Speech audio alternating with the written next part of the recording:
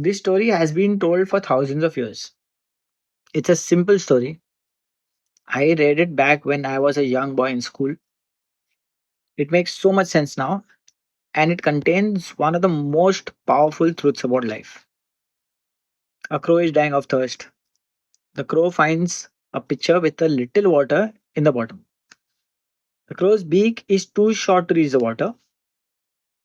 The crow tries and tries, but can't reach the water.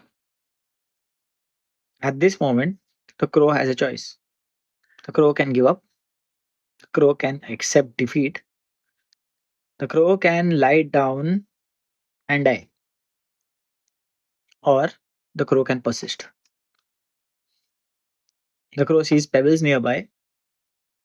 The crow picks up one pebble and drops it in the pitcher. Then another, then another. Drop by drop, pebble by pebble, it keeps on going. The water level rises. Finally, after many pebbles, the water is high enough for the crow to drink. The crow persists. He refuses to quit, finds a solution, and survives. This is the power of persistence. This is the power of refusing to quit. This is the power of small actions, consistently repeated, that lead to big results. This is episode 34. I'm your host, and today we are talking about persistence. We are talking about the power of refusing to quit. We're talking about how small, consistent actions lead to big results. Let's go. Let me start with persistence through seemingly impossible situations. Here's the thing: most people give up when things get hard. They quit when they face obstacles. Most people accept defeat, but some people don't. Some people persist. Some people refuse to quit. Some people keep going even when it seems impossible. Nelson Mandela was imprisoned for 27 years. 27 years in a prison cell. He could have given up. He could have accepted defeat. He could have lost his vision. Harriet Tubman was enslaved. She could have accepted slavery as her fate. She could have given up, but she didn't. She persisted. She escaped. She refused to quit. She helped 70 other enslaved people to escape and change the course of history. Viktor Frankl was imprisoned in a concentration camp. He could have accepted death. He could have given up, but he didn't. He persisted. He found meaning in suffering. He survived. He wrote a book that changed millions of lives. Malala Yousafzai. She was shot by the Taliban. She could have accepted silence. She could have given up, but she didn't. She persisted. She refused to quit.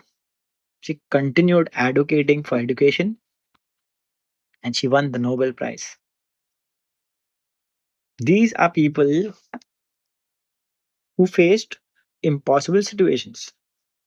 These are people who could have given up, but they didn't. They persisted and they changed the world. Now, let me talk about small, consistent actions that lead to big results. This is the lesson of the crow: drop by drop, pebble by pebble, small actions consistently repeated lead to big results. Most people, they want big results immediately. They want to skip the small actions and they want the shortcut. But that's not how it works. That's not how anything works. Big results come from small, consistent actions. Big results come from persistence. Big results come from refusing to quit. Walt Disney, he failed multiple times. He lost his first animation studio. He went bankrupt. He could have given up, but he didn't. He persisted. He kept trying. He created Mickey Mouse. He built Disney. Now it's a multi-billion-dollar company. But that did not happen overnight. It happened drop by drop, pebble by pebble, small actions consistently repeated over years and years. Henry Ford failed multiple times before succeeding with the Model T. He could have given up, but he didn't. He persisted, he kept trying, he revolutionized manufacturing. He changed the world. But that didn't happen overnight.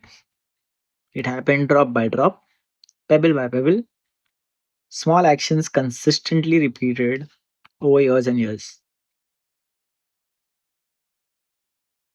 J.K. Rowling was rejected by 12 publishers.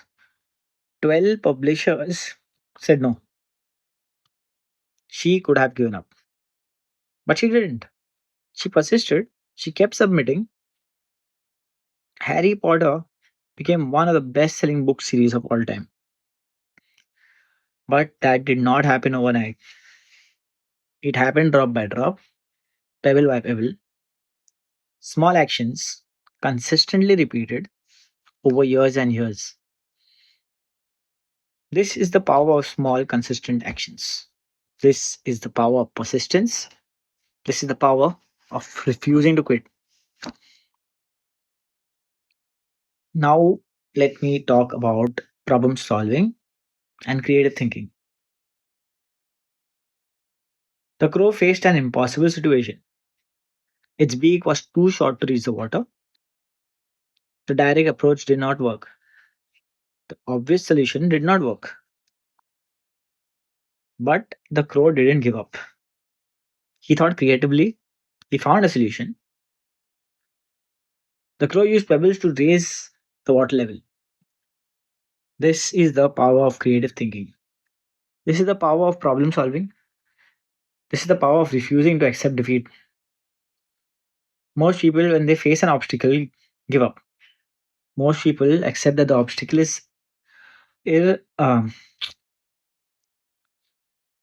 most people accept that the obstacle is insurmountable. Most people quit, but some people think creatively. Some people find solutions. Some people refuse to accept defeat. Sylvester Stallone was rejected by 1500 agents. 1500 agents said no. Most people would have given up after the first rejection. Most people would have given up after the 10th rejection. Most people would have given up after the 100th rejection. But Stallone didn't. He persisted. He thought creatively. He found a way. He became one of the most successful actors of all time. Ariana Huffington failed multiple times before Huffington Post. She could have given up, but she didn't. She persisted. She thought creatively. She found a way. Now, Huffington Post is one of the most visited news site in the world. Sarah Blakely was rejected multiple times. She could have given up, but she didn't. She persisted. She thought creatively. She found a way. Spanx is now a billion-dollar company. This is the power of creative thinking. This is the power of problem solving. This is the power of refusing to accept defeat. Now, let me talk about never giving up when others would quit. Because here's the thing, most people quit, most people give up, most people accept defeat, but some people don't. Michael Jordan was cut from his high school basketball team. Cut, rejected, told he wasn't good enough. Most people would have given up. Most people would have accepted defeat. But Jordan didn't. He persisted, kept training. He became the greatest basketball player of all time. Serena Williams was told she'd never beat her sister, told she'd never win a Grand Slam. Most people would have given up. Most people would have accepted defeat. But Serena Williams didn't. She persisted, she kept training, she became the greatest tennis player of all time. Kobe Bryant was told he was too short, too slow, too weak. Most people would have given up. Most people would have accepted defeat. But Bryant didn't. He persisted, he kept training. He became one of the greatest players of all time. Muhammad Ali was told he'd never be heavyweight champion. Most people would have given up. Most people would have accepted defeat. But Ali didn't. He persisted. He kept fighting. He became the greatest boxer of all time. Cristiano Ronaldo was told he was too small, too weak, too slow. Most people would have given up. Most people would have accepted defeat. But Ronaldo didn't. He persisted. He kept training. Became one of the greatest athletes of all time. Usain Bolt had injuries that could have ended his career. Most people would have given up. Most people would have accepted defeat. But Usain Bolt didn't. He persisted. He kept training, became the fastest man in the world. These are the people who refused to quit when others would have. These are the people who persisted when everyone else gave up. These are the people who won because they refused to lose. The Bible is full of examples of people who persisted, people who refused to quit, people who kept going even when it seemed impossible. In Galatians 6, verse 9, Paul writes, "And let us not grow weary of doing good, for in due season we will reap if we do not give up." Don't, don't grow weary, keep doing good. A harvest comes if you don't give up. Persistence is key to reaping what you've sown. In James 1, verse 12, we read, "Blessed is the man who remains steadfast under trial, for he has stood the test. He will receive the crown of life, which God has promised to those who love him." Blessed are those who remain steadfast. When you stand the test, you receive the crown of life. Persistence through trials leads to blessing.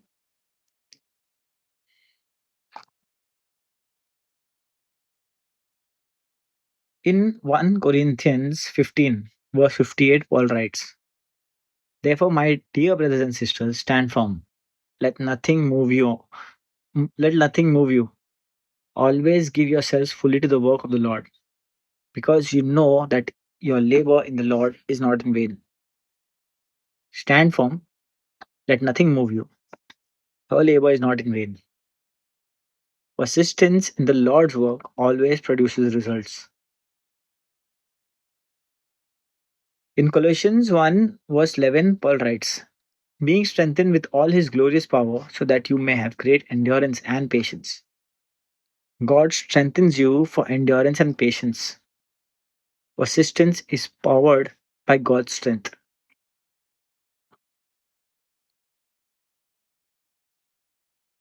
In Ecclesiastes 9, verse 11, we read, "I have seen something else under the sun.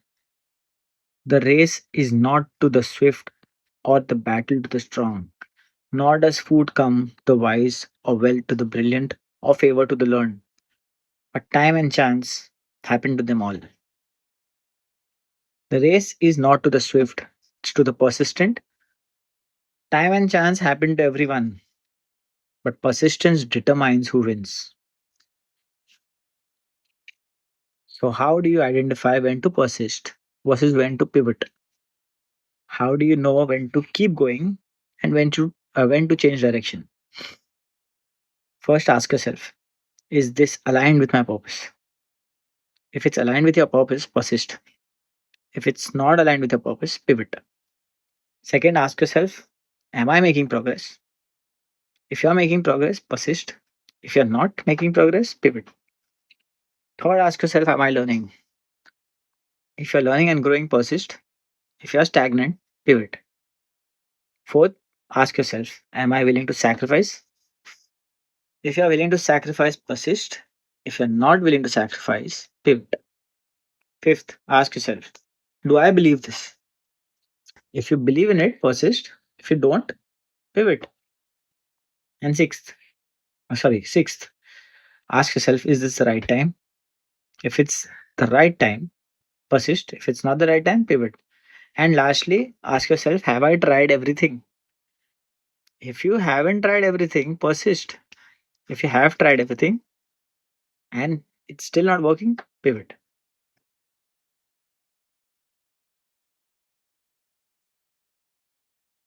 So, how do you stay motivated when progress is slow? How do you keep going when results aren't visible? Celebrate small wins. Every time you make progress, celebrate it, notice it, acknowledge it. This will keep you motivated. Focus on the process, not the outcome. Focus on the actions you're taking, not the results you're getting. The results will come if you focus on the process. Find your why. Remember why you're doing this. Remember why it matters to you. Connect with your purpose and it will keep you motivated. Find your people. Find people who believe in you. Find people who support you. Find your community. This will keep you motivated. Measure progress. Keep track of what you're doing. Notice the changes. Progress is motivating and be patient with yourself. Building something takes time. Be kind to yourself. Keep going. This will keep you motivated. And remember the story of the crow. Drop by drop, pebble by pebble, small actions consistently repeated lead to big results. This will keep you motivated. So, how do you celebrate small wins? How do you acknowledge progress? First, notice the win. Really notice it. Don't dismiss it, don't minimize it, notice it. Second, acknowledge what you did to create the win. You took action, you persisted, you refused to quit. Acknowledge that. Third, share the win with someone. Tell someone what you accomplished. Let them celebrate with you. Fourth, write it down. Keep a record of your wins. Look back at them when you're struggling and remember that you've won before. Fifth, reward yourself. Do something that makes you happy. Celebrate the win. You earned it. Sixth, use the win as fuel. Let the win motivate you to keep going. Let the win remind you that persistence works. Seventh, connect the win to your bigger goal. How does this small win contribute to your bigger goal? How does this step move you closer to your vision?